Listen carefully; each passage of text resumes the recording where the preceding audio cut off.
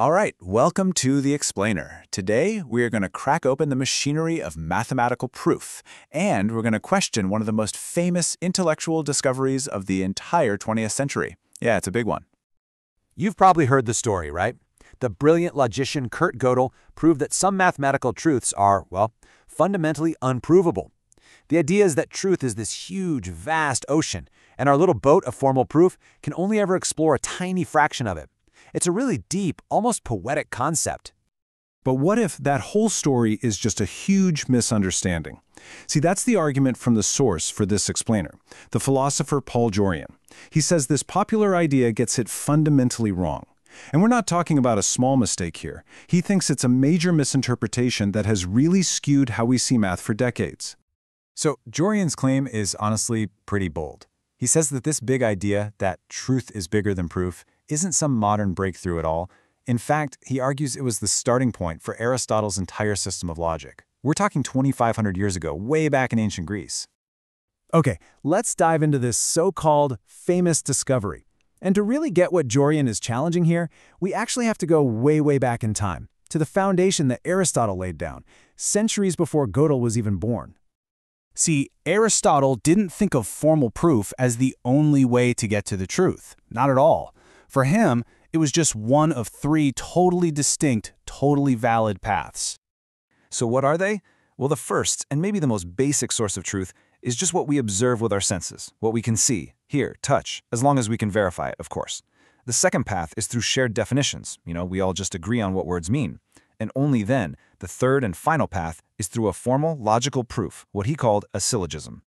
And this is where it gets really cool, because you can see how perfectly those ancient ideas map right onto the language of modern mathematics. Sensory evidence? Well, that's like our observations about the world.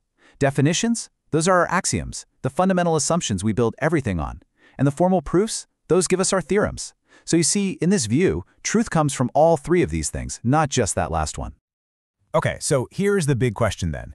If Aristotle already laid all this out, how did Gödel's incompleteness theorem get so famous for discovering it? And maybe more importantly, what exactly does Jorian claim is wrong with the proof itself? All right, this is a pretty heavy accusation. But Jorian's argument, in a nutshell, is that at a really critical moment in his famous theorem, Gödel just breaks the rules. He breaks the rules of pure mathematics. He's basically saying it's not a legitimate mathematical demonstration at all. So how does this supposed cheat work? Well, according to Jorian, it goes something like this. First, Gödel creates this clever, self-referential statement that basically says this statement cannot be proven. Okay?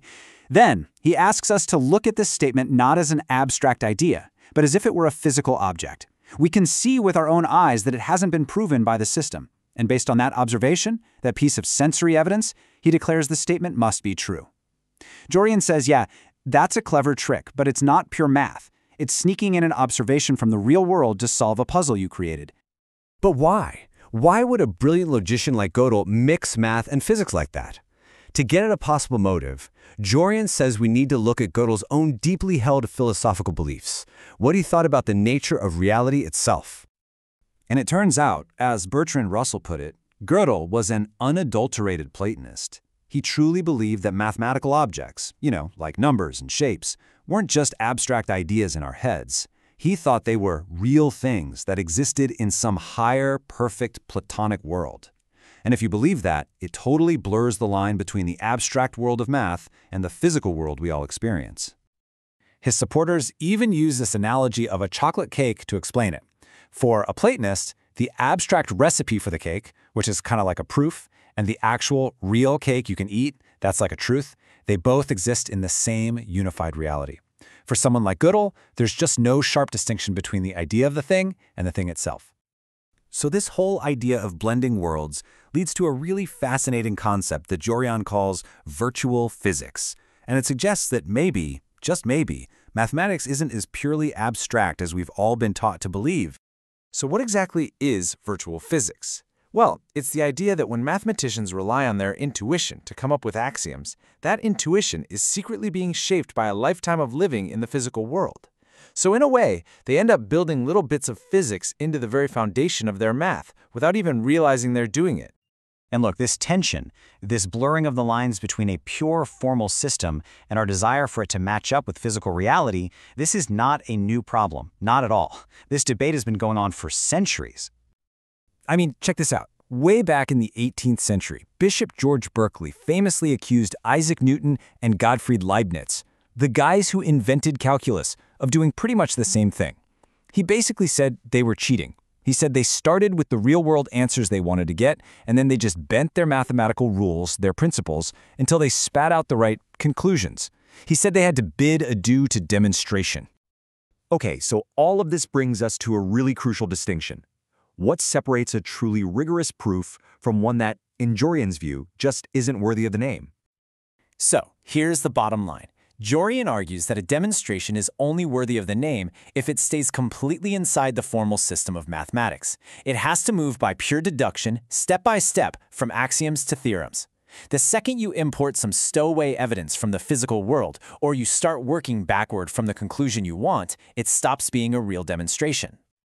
Okay, but why does any of this really matter? I mean, who cares? Well, it matters because if our mathematical models have these little hidden bits of the physical world baked into them, we lose the ability to tell if the model's actually explaining reality or if it's just describing it because we smuggled the answer in from the start.